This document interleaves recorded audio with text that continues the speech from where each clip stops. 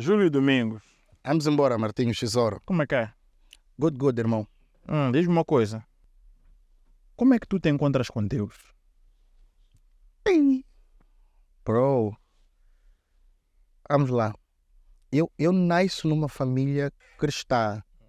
Ou talvez podemos usar o termo religioso, se quisermos ser um pouco mais meticulosos, né? Yeah. Eu nasço numa família cristã católica, onde para minha mãe a base católica ou a base cristã católica era quase que obrigatória. Fiz aquele processo todo da catequese, aqueles rituais todos, de batismo, a primeira comunhão, passei por isso, graças a Deus. Mas lembro que foi em 2013, salvo erro, 14, em que eu saio, na altura já estava trabalhando na banca comercial, eu saio de um banco. Você já trabalhou na banca? Preciso dizer o nome do banco? Não. Vai ser publicidade? Bro, Não tem stress. nada, mas não diz. Não... Yeah.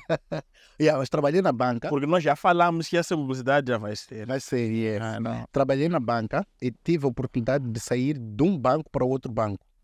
Neste banco em que eu saio é que eu encontro uma colega que já estava num mundo apostólico, profético. Né? Ela é que me introduz a este Deus de poder, a este Deus de maravilha. Eu diria que nitidamente que em 2014 é que eu começo a conhecer Deus. Mas um encontro genuíno mesmo com Deus, meu irmão, eu acredito seriamente que tive quando a minha mãe esteve enferma. Quando a minha mãe esteve enferma e depois parte para a glória, o único refúgio que eu encontrei foi Deus. Ali mesmo eu acredito que encontrei refúgio na pessoa mais acertada do mundo, Deus. Por que que dizes refúgio, usas o termo refúgio? Tipo, estiveste numa... Porque sabemos que refugiados são desamparados. Yes. Sabemos que refugiados são os que têm fome. Yes. Os que estão em situação desoladora. Não sei se existe esse termo. Yes. Tu estavas nessa situação? Eu estava no sentido espiritual e até diria no sentido literário da palavra. Vamos, para não ser aqui, não tapar o sol com a peneira. Nas nossas famílias, sobretudo as famílias moçambicanas ou tradicionalistas, tem sempre aquela briga de irmãos, E a minha família não é diferente daquilo que é a realidade da família comum. Yeah. Tínhamos nossas brigas. No entanto, quando a minha mãe fica enferma, ela teve uma AVC, todas aquelas brigas que nós tínhamos desapareceram. Como irmãos nos unimos, nos reencontramos, nos perdoamos e ressignificamos o amor genuíno por cada um de nós e, acima de tudo, pela nossa mãe. Nos unimos num propósito de garantir as melhores condições para a nossa mãe, para a sua recuperação. E lhe digo, meu irmão, Deus fez graça. A nossa mãe teve, na minha visão,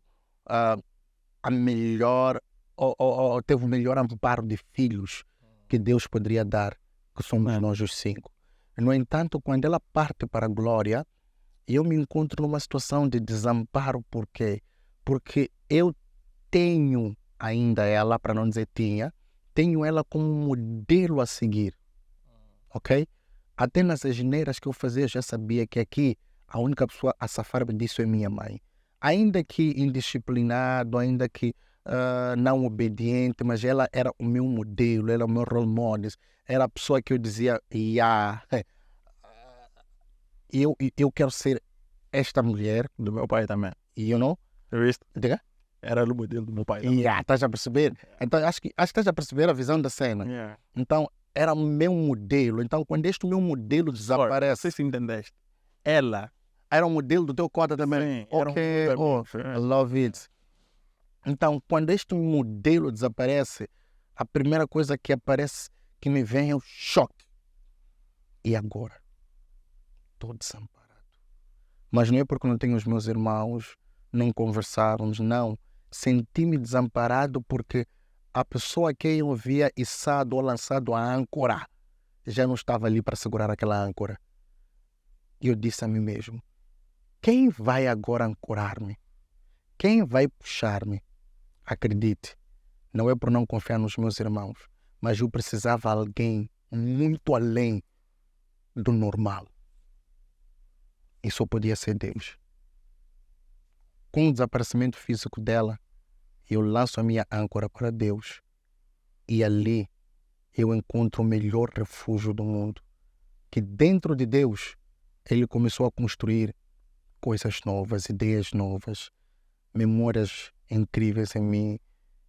E até então tenho esta relação genuína, maravilhosa e posso sentir todos os dias a sua magnificência na minha vida.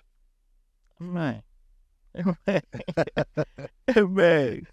E olha, como é que a tua família recebeu quando aconteceu essa transformação na tua vida, no sentido de qual foi o posicionamento deles? Numa primeira fase, todo mundo olha para quem vai à busca de Deus, sobretudo quando buscamos de forma desenfreada, com uma sede incansável, aquele famoso versículo que diz que o primeiro amor, né? Olham para nós como fanáticos, como doentes, tipo, hey, God damn, bro, that guy. A minha vida estava literalmente, não estava, correção aqui, hipotecada a Deus. Eu sou um produto que a única pessoa que consegue descodificar é o meu Criador. Então, viu-se de boa forma, mas, no entanto, com uma certa preocupação, sobretudo com o movimento dos dízimos, das ofertas. Tinha-se aquele receio que da forma que está, vai levar todo o seu dinheiro, vai entregar à igreja, Esta preocupação sempre existiu. Mas, ao mesmo tempo, animava-me porque nos momentos de aflição, nos momentos até em que queriam alguém para orar para a refeição, eu era o focal point. Júlio, Johnny, como carinhosamente me tratam, tu é que vais fazer oração. Eu ia todo feliz para fazer oração, obviamente, às vezes um pouco orgulhoso, tipo, bro, chama outra pessoa. Mas era como quem diz, vocês precisam de mim, pá, don't play with me. Yeah. Então, em algum momento, saber que ainda que olhassem de forma preocupada, havia esta necessidade de me terem, porque eu poderia ser a voz que poderia conectar os seus anseios, os seus pedidos a Deus, confortava-me. Eu diria de forma direta que os meus irmãos não tiveram uma preocupação no sentido de esse está desviado, mas foi de querer entender até que ponto eu estou a olhar para a espiritualidade. É de forma religiosa ou é de forma cristocêntrica? Então, hoje em dia, eles percebem que estão mais linkados de forma cristocêntrica do que religiosa. Porque, Martinho, deixa-me que te diga, eu já fui religioso. Muito. E eu servi muito ao homem pensando que estava a servir a Deus.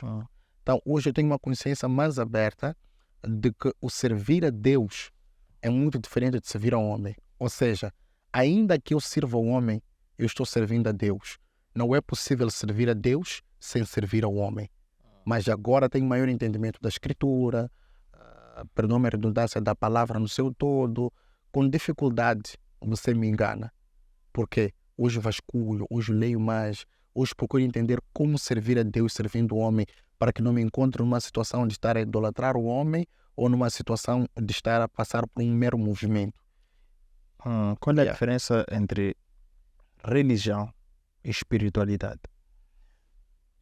Eu acredito, não é algo que eu tenha lido no sentido pesquisa nos vários manuais, vários artigos, mas eu acredito que olhar para a minha realidade, né? Eu estava muito concentrado em querer agradar o meu pastor, mas eu tinha uma vida ainda promíscua. Mas dentro do meu pastor, eu era correto, bro. Eu era santo. Mas assim que eu saísse da igreja, aquele homem santo ficava lá. Então, eu seguia o movimento da igreja, do pastor, ok? Ou seja, eu estava lá pelo movimento de power, de libertação. Não estava lá literalmente pelo mover espiritual. Então, quando vem a consciência a mim de começar a ler a Bíblia de forma mais íntima, mais profunda e constante, eu percebo que há um mover que tem que acontecer comigo, que é o mover do reavivamento. O reavivamento vai implicar, no meu entender, abster-me de alguns prazeres carnais, para não dizer todos, porque enquanto um homem é quase que impossível, mas abster-me de alguns prazeres que, de alguma forma, não estavam alinhados à palavra. Prazeres como ter múltiplas relações, prazeres como, perder noites de forma desnecessária, porque a própria Bíblia vai dizer que busca-se Deus quem me busca nas madrugadas me achará. Então, se eu não lhe busco nas madrugadas, estou numa farra, que honra tem isto? Comecei a preservar mais o meu corpo, a minha imagem, porque percebi que o meu corpo é templo dele, do todo soberano. Então, isto de alguma forma ajudou-me. Hoje eu entendo que estou a servir a Deus por intermédio do meu apóstolo, por exemplo, que é o apóstolo Basson Pazzoni, porque hoje em mim não há religião. Hoje em mim não vejo, não me olho na situação de estar a seguir o movimento da igreja em que eu estou a servir.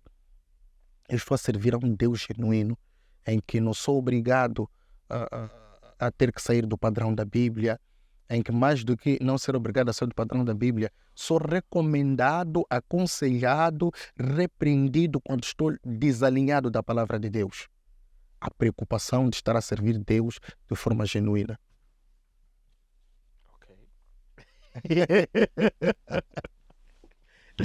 Ok.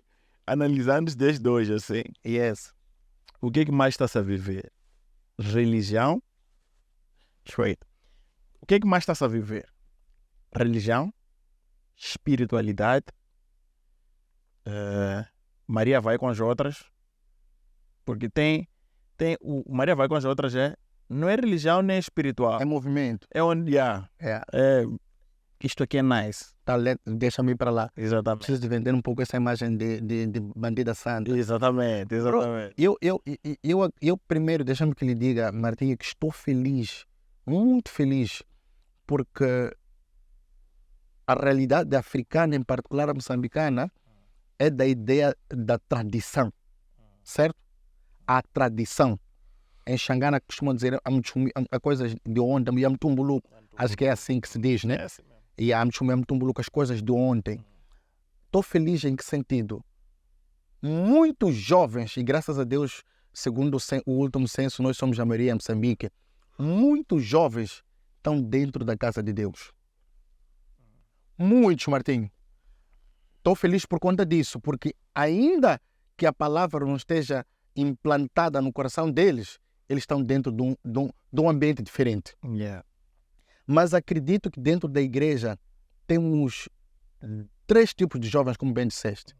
Temos jovens que verdadeiramente estão ocupados com a palavra. Estão ocupados em viver o genuíno evangelho. Não estão preocupados com o homem. Não estão preocupados em ser aprovados pelo homem, mas aprovados por Deus.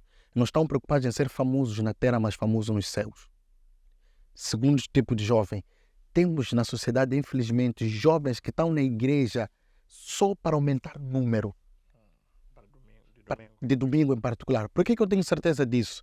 Me explica, Martinho, você que diz que serve a Deus de forma genuína, discute Bíblia, luta com quem quer que seja, mas você ainda rouba, você trai, você destrói a empresa em que está a trabalhar, você tem esquemas corruptos, você é destruidor da infância dos seus filhos, você não é um pai presente, você engravidou, nem sequer tem a capacidade de assumir a paternidade de um filho, mas é cristão este é o que mais chora na igreja, este é aquele momento quando chega a hora de orar em língua, é o que mais grita, e a câmara vai fechar nele com um close bem perfeito, mas quando vas atrás, vai descobrir o quê?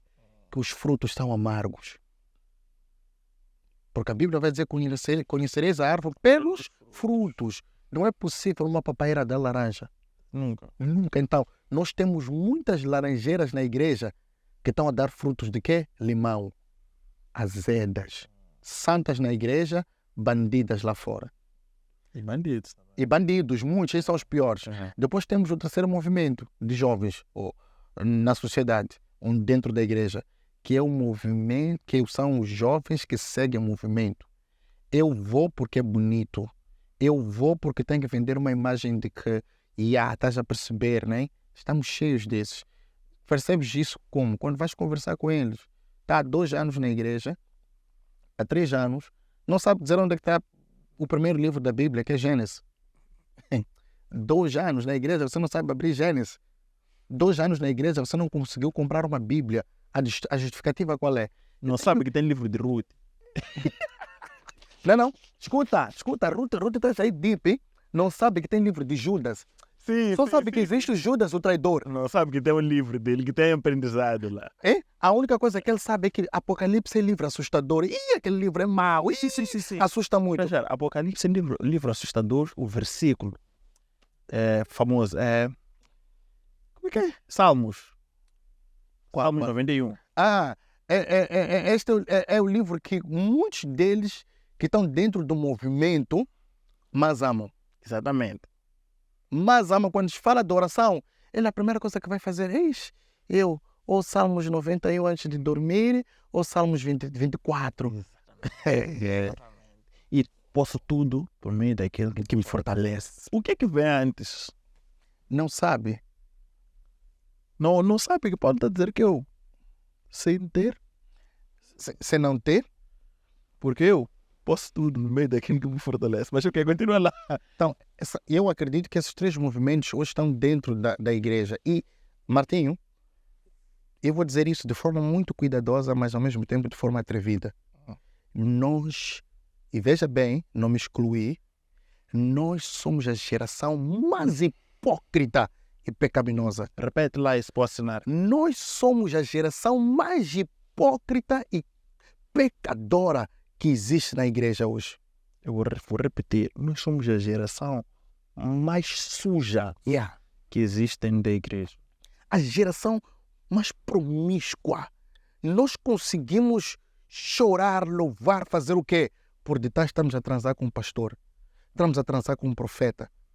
Por detrás, quer dizer, é tanta sujeira na atual juventude que eu me assusto.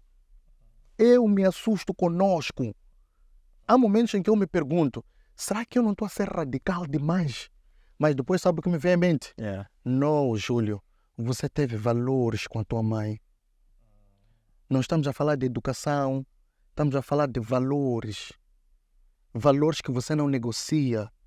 Valores de um bom caráter, de uma boa postura. Valores de ser homem, valores de ser mulher na sociedade, valores de você dizer que eu não vendo a minha intimidade, eu não vendo o que Deus depositou em mim por nenhum centavo. Está a faltar na juventude atual a restauração dos verdadeiros, genuínos valores, sejam eles valores africanos, sejam eles valores cristocêntricos. Nós hipotecamos isso ao preço de um iPhone. Nós hipotecamos isso ao preço de um like. Nós hipotecamos isso ao preço de sermos vistos pela mídia. Isso me entristece. I'm so sorry.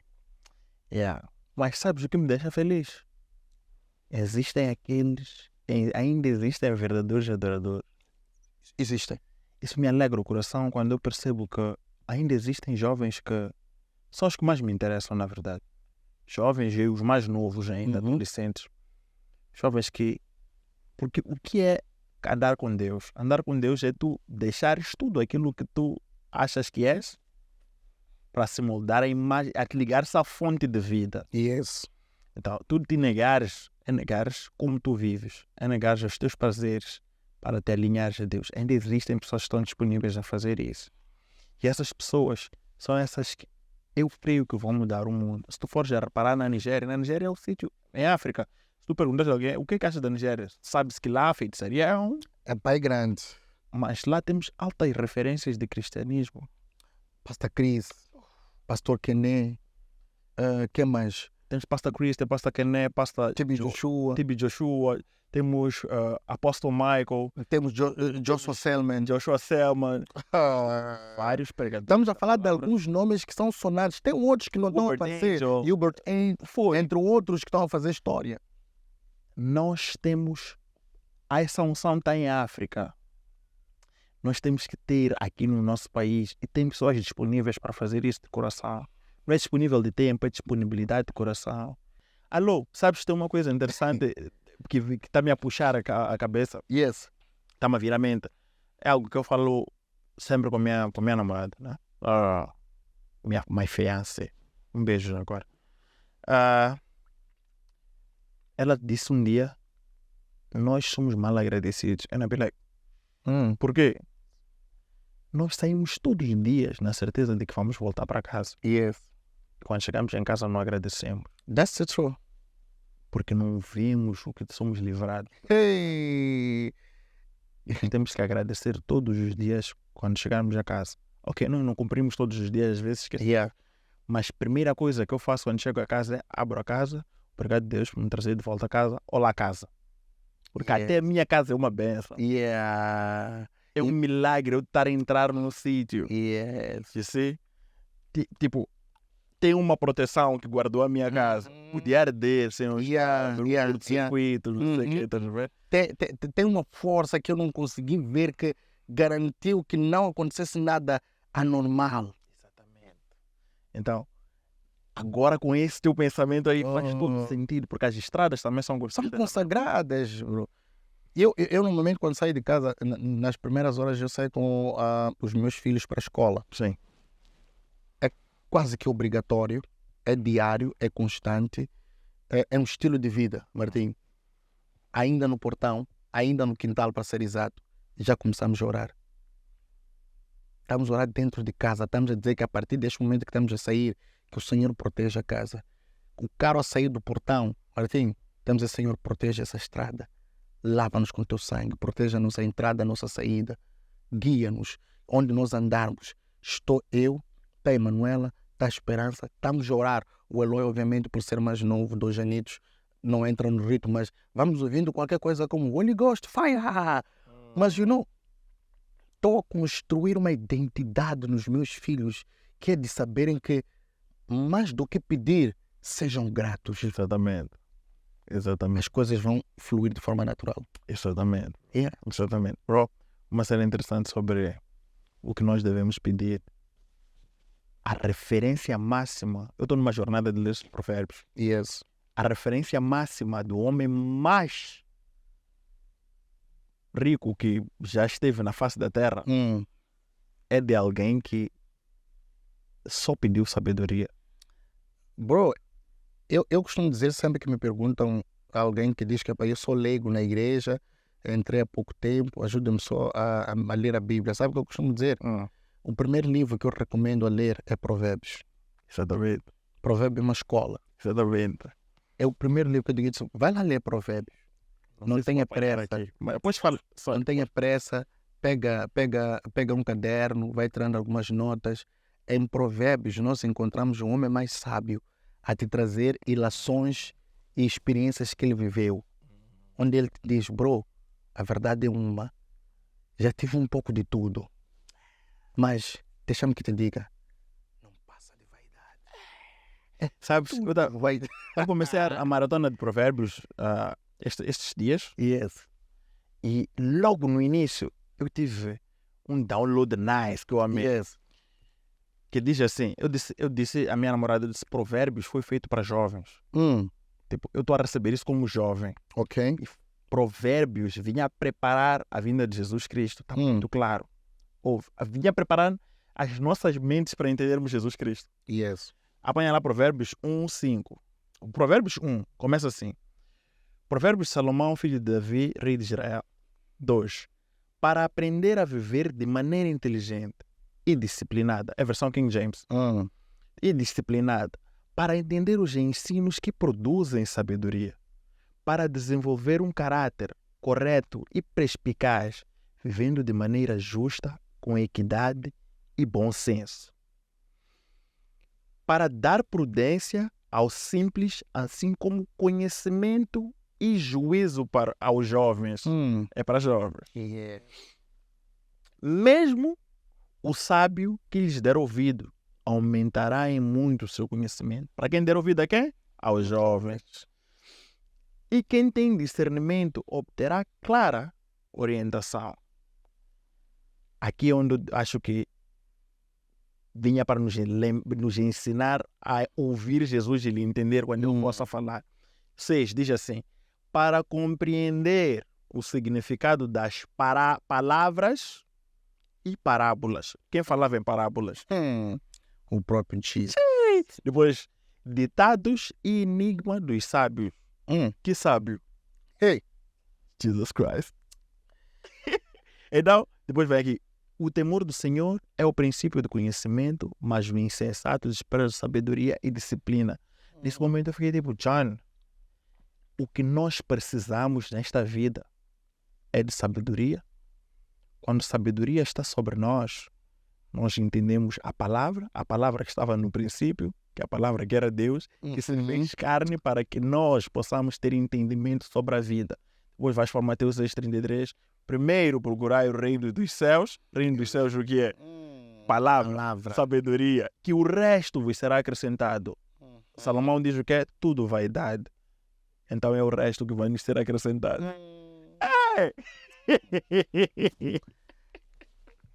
Nós só precisamos estar alinhados, bro. E eu estou a ser muito sincero. Se nós, como a juventude atual, tivermos alinhados à palavra, tivermos alinhados à verdade, eu lhe garanto, meu irmão, nós vamos gerar mudança em Moçambique. Vamos gerar mudança política, vamos gerar mudança cristã, vamos gerar mudança intelectual, vamos gerar mudança em habitação. Só precisamos estar alinhados à verdade. Negar, sabes? O que estamos a matar dentro da igreja, o que está a matar o cristão atual, nós estamos a importar o mundo para a igreja e a igreja não está a ser levada para o mundo. Estamos a levar o culambismo do mundo para dentro da igreja. Como é que você acredita que pode fazer culambismo com Deus? É possível, bro. Que tipo de oração é essa que você acredita que vai ser respondida? Repetições vãs? Não tem a ver com choros. A Bíblia diz que ele sonda e esquadrinha. Quando a Bíblia vai dizer o que? Martinho, diz que a palavra é que nem uma espada. Ela penetra. Ela esquadrinha. Ela vai até um ponto onde os médicos já não conseguem chegar. Ela divide. É a parte onde o médico não entra. O médico vai fazer o quê? Abre a artéria, vê tudo. Quando o médico termina ali, tem que vir uma coisa chamada palavra para fazer o seu processo. Nós, sabe o que temos na igreja? O que é? Jovens que ainda não estão a ser esquadrinhados pela palavra. Não estou a dizer para sermos religiosos, bro. Tem uma palavra que eu ouvi esta semana e está a trabalhar muito no meu coração. Segunda-feira eu ouvi essa palavra do apóstolo Michael. Ele disse: o nosso maior problema é encontrar palavra para pregar. Não deixamos que a palavra nos transforme. Nós devemos deixar a palavra nos transformar para que as nossas atitudes preguem por si só. Thank you, bro. Aquilo que eu dizia, quem é teu role model? Se eu dizia há pouco tempo que o que me deixou na penumbra é porque o meu modelo de vida havia desaparecido. Haviam questões por ser respondidas que a partir deste momento eu não sabia quem ia responder. Tem tanta coisa que ainda hoje tenho dúvida que com a minha mãe viva iria buscar a ela para me dar resposta como anciã e como mãe. Sabe quem é hoje meu modelo? Quem? Jesus. A palavra. Quando ele diz que João 8,32, conhecereis a verdade te libertará. A verdade que está contida na palavra, ela modela-me. Sabes como é que me modela? Eu a entendi na essência que eu sou barro nas mãos do oleiro. Amém. O meu oleiro é meu Deus. O meu oleiro é a palavra. Quando eu me encontro em situações de transgressão, há um mover em mim, sabes, um sentimento de culpa, um sentimento de estou a sair da linha, um sentimento de bro, don't do that. O que está a fazer? O oleiro está a aquecer a massa, está a trabalhar o barro, está-me a modelar. Quando eu não aceito estar alinhado ao barro, sabes, estou a dizer o quê? Que eu mesmo consigo ser um vaso de adorno, enquanto na verdade não sirvo sequer para ser um vaso de desprezo. É para ser jogado fora. Porque existem vasos que são de desprezo, são aqueles que não colocamos na linha da frente. Mas ainda adornam um sítio com poeira. Sim. Mas tem aqueles que nem para poeira não servem. Já viste aqueles vasos que no cemitério depois partem? Sim. Há um nível que, de tão partidos que estão, são tirados das campas. E nem ficam nas campas. Para nós. Porque a própria campa tem que estar adornada. Quando você não é um vaso de adorno para teu pai, para tua mãe, para teu primo, para tua esposa, para teu filho, para as pessoas que estão ao seu redor, what are you doing, bro? Do que vales? Do que vales, bro? To eat? No! That's the point. Ok. Solução para isso.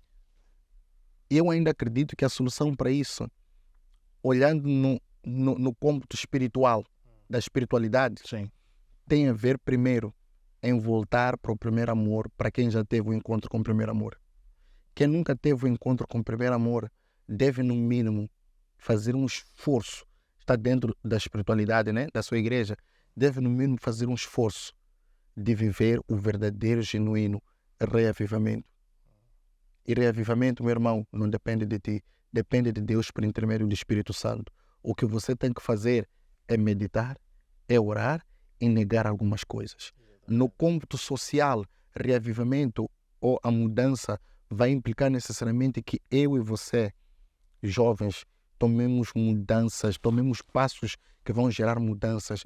Um dos jovens que está a tomar passos que estão a gerar mudanças, que muito admiro pelo seu papel, não em prol dele, mas em prol da sociedade moçambicana no seu todo, tem o Clemente Carlos, tem a Ketera Guiringane. Estou a falar de jovens ativistas. Hoje em dia temos um jovem ativista e político, o atual, o Venâncio Mondlane. Temos o presidente da CDD, o Dr. Novunga. São alguns jovens que eu estou a deixar ficar, entre outros que estão a dizer assim: eu aceito morrer, não por mim, mas por ti. Por quê? Porque eu quero garantir que você tenha uma escola condigna. Eu quero garantir que o meu filho ou o meu primo que está em Gaza não possa mais andar 20 quilômetros para ir buscar água. Com isso estamos a dizer que o nosso governo está a fazer tudo errado. Não, mas estamos a dizer que poderia fazer muito mais se eu, como jovem, não me atentasse à corrupção. Bro! Se nós não mudarmos de mentalidade, entrar no ginásio não para ganhar músculo, massa muscular, mas para entrar no ginásio e ganhar massa muscular intelectual. Estou a falar do ginásio intelectual, a leitura constante. A escola não como base para ganhar emprego, mas como base para ter ciência. Esta é a visão. Pegaram a visão. Valeu.